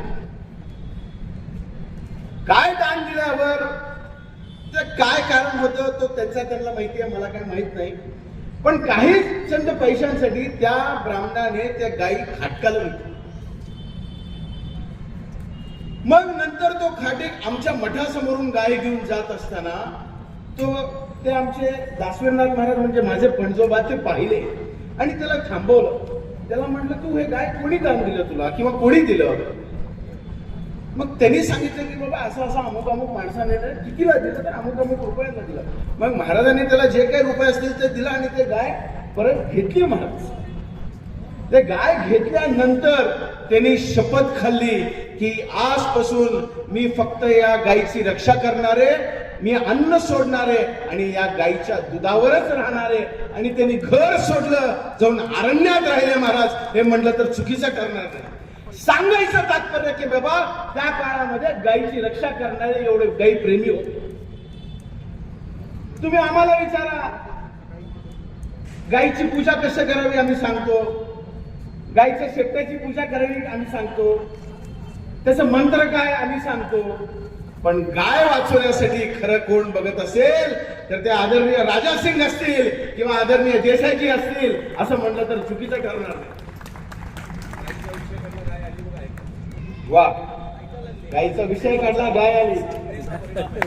याच्यासाठी एक मंत्र आहे देसाईजी, नमो गौभ्यः श्रीमतीभ्यः सौरभेभ्यश्च नमो ब्रह्मसुताभ्यश्च पवित्राभ्यो नमो नमः. यया सर्वमिदं व्याप्तं जगतस्तावर जंगमं तामधेनु शीर्षा वंदे भूत भव्यस्य मातरम. देश धर्म का नाता है, गाय हमारी. आपण पहिले आपल्या आईचं स्तनपान दूध घेतलं, नंतर दुसरं कोणाचं दूध घेतलं तर त्या गाईचं घेतलं हे आपल्याला विसरून चालणार नाही. तिच्या आपल्या अंगावर कर्ज आहेत महाराज. तुम्ही बँकेचे लोन फेडतात पण तिचं लोन कोण फेडावं, तिच्या दुधाचं लोन कोण फेडावं. आज तुम्ही आम्ही आदरणीय शिवनीकर महाराज बसले, विचारा त्यांना. आपण पंढरपूरला जातो किंवा आळंदीला जातो, देहूला जातो, गळ्यात तुळशीची माळ घालून घेतो, त्यांचा जय जयकार करतो. महाराज विचार करा त्या काळामध्ये माऊलींच्या आई वडिलांना देहदंडाचं प्रायश्चित घ्यावं लागलं. माऊलींना संन्यासाची पोर म्हणून फिरावं लागली. महाराज आपण त्या आळंदीला जातो आणि तिकडच्याच लोकांनी त्यांना शुद्धीकरण पत्र आणण्यासाठी पैठणला पाठवलं, पण तो त्यांना शुद्धीकरण पत्र मिळाला नाही. महाराज त्यांनी रेड्याच्या मुखातून वेद बोलून स्वतःला सिद्ध करून दाखवलं. रेड्या मुख वेद बोलविला, गर्भद्विजांच्या हरपिला, शांती रूप परटला ज्ञानोबा माझा. त्या ज्ञानोबा आहे तिथं स्वतः प्रगट झाले. मग आपण त्यांना शरणागत गेलो. सांगायचं तात्पर्य की बाबा त्या काळामध्ये सुद्धा जातीपंथाचे विषयावर आपले पाय खेचत होते. आपली विचार प्रणाली मजबूत झालीच पाहिजे. महाराज आता देसाईजी म्हटल्यासारखं कोण वाणी आहे, कोण लिंगायत आहे, कोण स्वामी आहे, कोण जंगम आहे, कोण मराठा आहे, कोण ब्राह्मण आहे, पण या देशामध्ये राहणारा प्रत्येक माणूस तो असा म्हणला पाहिजे, मी हिंदू लिंगायत आहे, मी हिंदू वाणी आहे, मी हिंदू ब्राह्मण आहे, मी हिंदू मराठा आहे. महाराज तुम्ही थोडा विचार करा.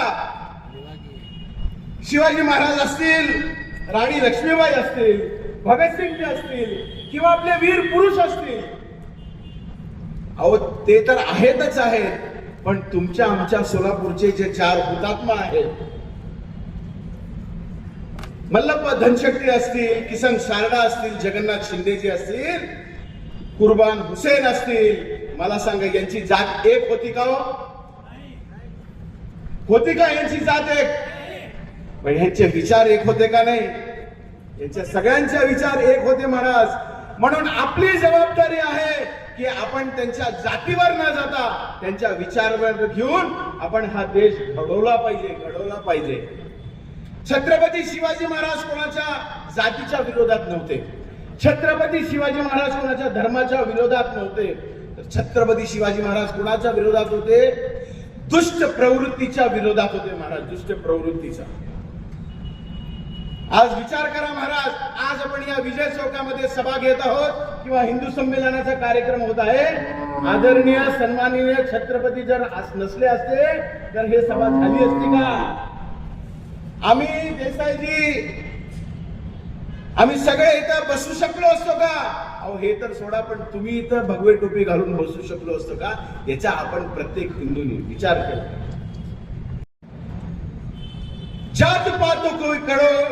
जात पात की करो विदाई, हम सब हिंदू भाई भाई. मला थोडा विचार सांगायचंय. रावण हे हिंदूच होते का नाही? कुंभकर्ण हे हिंदूच होते, कंस हे हिंदूच होते. मग आपण लढत होतो कोणाबरोबर? मला सांगा, कोणाबरोबर आपली लढाई होती? त्या हिंदू बरोबर नव्हती, तर त्यांच्या दुष्ट विचारांची आपली लढाई होती महाराज. आधी विसरून चालणार नाही. परित्राणाय साधूनां विनाशाय दुष्कृतां धर्म संस्थापनाय संभवामी युगे युगे. भगवान इथं अवताराला येतात, सज्जनांची रक्षण करायला येतात आणि दुर्जनांचं निर्धरण करायला येतात. मला एक इथं थोडस प्रश्न विचारायचा आहे आणि तुमची परीक्षा घ्यायची आहे. तुम्ही म्हणताल असं कसं महाराज इथं परीक्षा घेणारच आहे तुमची परीक्षा. तुम्ही सज्जन की दुर्जन मला थोडं सांगा बघू. आपण इथं बसलेले तुम्ही सज्जन आहात की दुर्जन आहात? हा, सज्जन आहेत. बघा, खरं उत्तर द्या. परत तिथून माघार यायचं नाही. तुम्ही सज्जन आहात ना? आहात ना? थोडा आवाज येते. सज्जन आहात की दुर्जन आहात? अजून एकदा. आता माझा प्रश्न आहे तुम्हाला. तुम्ही एखाद्या समुद्र किनारे निघालात, एखाद्या समुद्र किनारे तुम्ही निघाल्यानंतर चालत जात असताना आपल्याला एक रामाची मूर्ती सापडली आणि तेच थोडं पुढे गेल्यानंतर रावणाची मूर्ती सापडली. आपण कोणाची मूर्ती घेणार? थोडं सांगा बघू. आवाज येत नाहीये.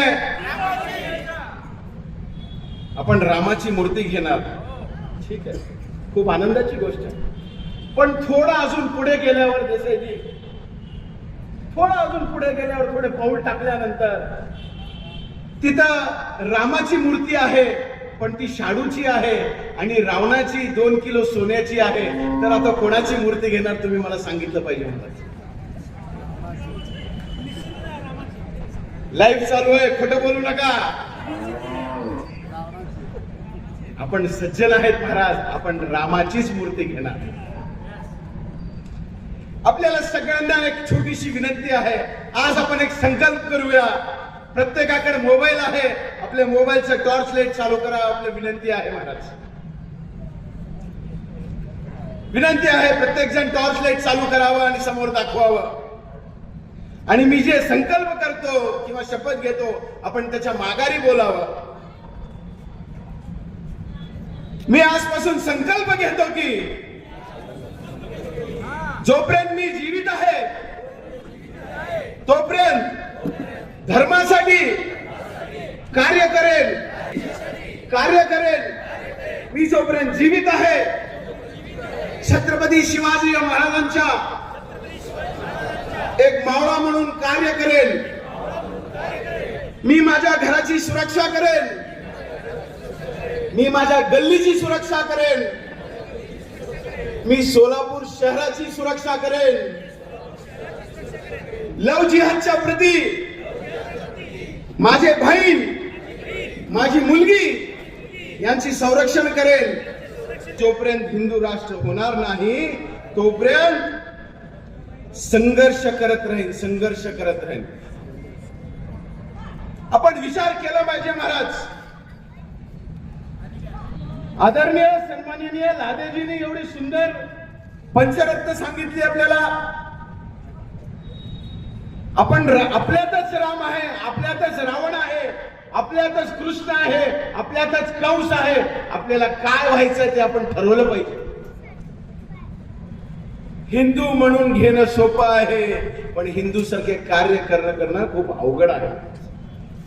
जसं आपण आपल्या आईला प्रेम करतो, जसं आपण आपल्या वडिलांना प्रेम करतो, तसं आपण या मातृभूमीला आपण प्रेम केलं पाहिजे.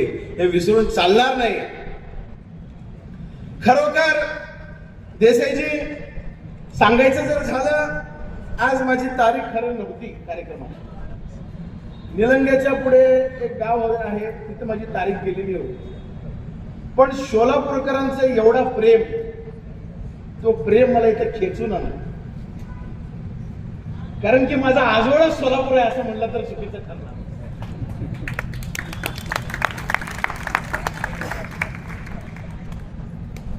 ते आजोळ जरी असलं पण पहिले माझ्या सोलापूरकरांवर प्रेम आहे, मग नंतर त्या मामा मामींवर प्रेम आहे असं म्हणलं. आपण थोडं जर पंचसूत्राच्या माध्यमातून विचार केला, आजकालचे तरुण पिढी असतील जे व्यसनाकडे धावत आहेत, व्यसनाकडे पळत आहेत महाराज. आपण त्या व्यसनाकडे न जाता बघा, विचार करा, 18 वर्षाचे लोक काय काय करत आहेत, काय काय करत नाहीयेत. आपण हे सगळं कुठंतरी थांबवलं पाहिजे. आपण हे कुठंतरी बघितलं पाहिजे. आपण आपल्या आई वडिलांनी ते लक्ष केलं पाहिजे महाराज. फक्त मुलींना, आईला वाटतं मुलगी बाहेर शिकायला गेली, मुलगा बाहेर शिकायला गेला, पण बाहेर गेल्यानंतर तो काय काय करत आहे त्याचं लक्ष आपण थोडं तरी दिलं पाहिजे. जास्त न बोलता, जास्त वेळ न घेता, आज या हिंदू समाजाच्या वतीनं सोलापूर शहरामध्ये विराट हिंदू संमेलनाचा आयोजित केलेला आहे. तो संमेलन हा इतर खूप मोठ्या प्रमाणात पार पडत आहे आणि त्या निमित्ताने खरोखर आज आम्हाला धनंजय बाईंचं भाषण ऐकायला मिळालं. आदरणीय सन्माननीय सचिनजी लादे यांचं सुद्धा आम्हाला भाषण ऐकायला मिळालं. हे सगळं करत असताना संध्याकाळी 5 वाजल्यापासून तुम्ही सोलापूरकर इथं सगळे बसलात. खरोखर तुमच्या काय म्हणून त्यांना साष्टांग दंडवत घातलं पाहिजे. कारण की आता वेळ बघा, 9:45 झाले. 5 वाजता बसलेले 9:45 पर्यंत दुसरीकडे तुम्ही जावा, कोणी असं बसणार नाही. पण खरोखर तुमची श्रद्धा जी हिंदुत्वावरती आहे त्या श्रद्धाप्रती तुम्ही इथं बसलात. आज पुनश्च आपण एकत्र येऊ. या हिंदू संमेलनाला फक्त हे कार्यक्रम करून घरी जायचं नाहीये, तर कार्यक्रम झाल्यानंतर पुनश्च आपल्याला परत एकत्र यायचंय. माझ्या वाणीला इथंच विराम देतो, जास्त वेळ न घेता. खरोखर आपल्या सगळ्यांचे मी आभार मानतो. या समाजाचे, हिंदू समाजाचे मी आभार मानतो. आज मला आपण इथे बोलवलात, सन्मान केलात आणि इथं बोलायची 2 संधी शब्द दिलात, याचे म्हणून मी आभार मानतो. माझ्या 2 शब्दाला विराम देतो. जय हिंद, जय महाराष्ट्र. भारत माता की, भारत माता की, जय श्रीराम, जय श्रीराम. झाल्यानंतरच आपण आपली जागा सोडावी, विनंती. जय श्रीराम. आजच्या विराट हिंदू संमेलनासाठी उपस्थित आपल्याला जे वक्ते लाभले त्यांचे विचार ऐकण्यासाठी आपण इथे उपस्थित आहात. ज्यांनी वेळात वेळ काढून आपल्याला वेळ दिलं असे अध्यात्माचे विचार सांगणारे श्री श्रीरंग गणिनाथ महाराज औसेकर, तसेच हिंदुत्वावर विचार सांगणारे असे आपले धनंजयभाई देसाई, त्याचबरोबर राष्ट्रीयत्वाचे विचार सांगणारे आपले डॉक्टर सचिनजी लादे हे वेळात वेळ काढून आपल्या हिंदू संमेलनासाठी उपस्थित राहिले. त्याबद्दल मी त्यांचे मनपूर्वक आभार मानतो. त्याचबरोबर येथे माझ्या उपस्थित सर्व हिंदू बांधव भगिनींनो, मातांनो व तसेच उपस्थित लोकप्रतिनिधी, पत्रकार बंधूंनो व पोलीस प्रशासन, त्याचबरोबर या हिंदू संमेलनासाठी ज्यांनी सहकार्य केले असे सर्व बांधवांचे मी मनपूर्वक आभार मानतो. आणि आता वंदे मातरम नंतर आपल्या कार्यक्रमाची सांगता होईल. राष्ट्रगानाला सुजलां सुफलां मलयज शीतलां सस्यश्यामलां मातरं वन्दे मातरम्. शुभ्रज्योत्स्नां पुलकितयामिनीं कुसुमितद्रुमदलशोभिनीं सुहासिनीं सुमधुरभाषिणीं सुखदां वरदां मातरं वन्दे मातरम्. कोटि कोटि कंठ कल कल निनाद कराले कोटि कोटि भुजैर्धृत कर करवाले लोमाये तो बले बहुबलधारिणीं नमामि तारिणीं रिपुदलवारिणीं मातरं वन्दे मातरम्. तुम्ही विद्या तुम्ही धर्म तुम हि प्राणा शरीरे बाहुते तुम्ही मा शक्ती हृदये तुम्ही मा भक्ती तोमारई प्रतिमा गडी मंदिरे मंदिरे वंदे मातरम्. त्वं हि दुर्गा दशप्रहरणधारिणीं कमलात् कमलदलविहारिणीं वाणी विद्यादायिनीं नमामि त्वां नमामि कमलामलां सुजलां सुफलां मातरं वन्दे मातरम्.